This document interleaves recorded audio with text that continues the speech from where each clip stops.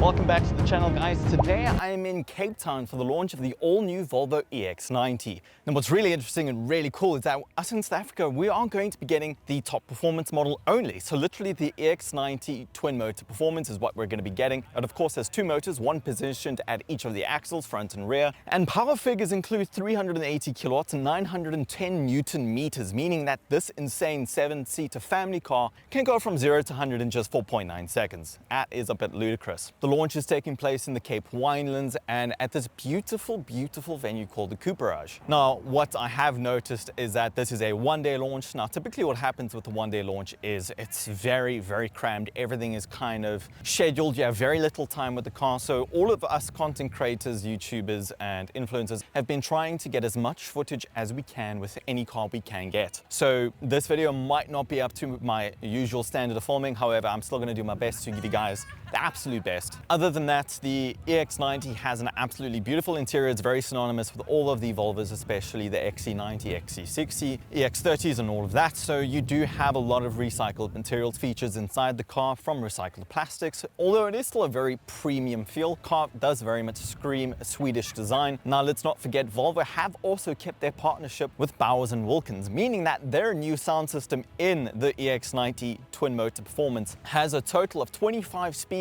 as well as a total output of 1,610 watts. That's absolutely mad. There's even speakers within the headrests. So driving impressions of the EX90 Twin Motor Performance, as I said, us in South Africa, we are purely going to be getting this one and only trim level. It is a top of the range trim level, and it does come with a top of the range price tag of 2.65 million rand. And yes, that is a mouthful, and yes, it is a lot to swallow. And we were discussing it earlier, and the problem is that there are a few other competitors. However, at that price point, those competitors are at their base spec.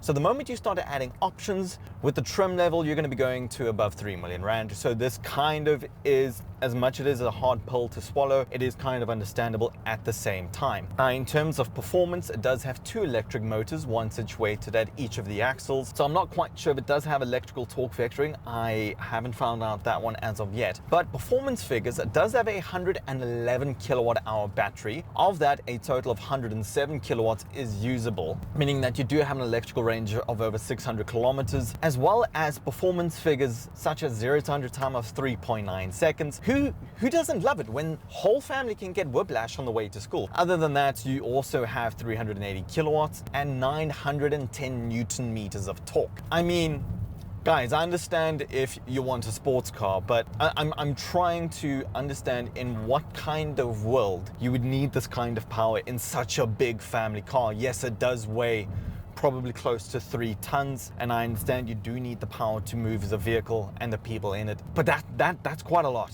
I really understand that is quite a lot. At the end of the day, it's a question of if not, why not? If you can do it, why not do it? So in terms of acceleration, of course, we are in performance all-wheel drive mode, meaning that you do have all the torque all the time at any given moment. So it is still an awesome car, and I think this pretty much answers the question I just had.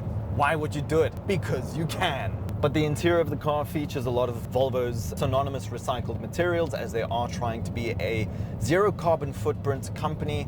And I do think that is their initiative to hit that mark by 2030. So as usual, the interior is still very nice. It does still have a nice premium feel. But one thing I do think is a very cool party trick is the fact that Volvo have still kept the relationship very much well and strong with Bowers and Wilkins. So this car has a 25 speaker, 1,610 watt sound system. If you want an orchestral experience, this is the car to have it in. If you want something that's green and fast and fun and practical that the whole family can enjoy, this is it. Now, not to forget that the air suspension can also lower the car by 20 millimeters as well as raise by 40. Now, if you've ever been to South Africa and you've driven around in Joburg, we have a lot of potholes, and we do understand that road infrastructure hasn't been in the best, especially right now with the weather we've been having. It's very torrential. So this is definitely also a car, practicality wise, the one to choose. But overall, I find the car really nice. It's extremely responsive. I do find that for the price tag, that perhaps a few build quality topics here and there can be questioned. mentioned, I'm not saying the build quality is terrible. It's still awesome. It's beautiful. I am just hearing a few rattles and creaks here and there when I'm not indulging myself in the sound system. But other than that, it's actually really cool. So guys, I do just want to say thank you for watching this video. This is something very short and sweet. It's been very difficult to get content today. Most importantly, thank you so much. Do not forget to hit that subscribe button. It does mean a lot to me. It does go a long way. It allows me to be invited to events like this and to get really amazing press cars and make really awesome content. So also, don't forget to like, share this video with a friend, and until next time, see you soon.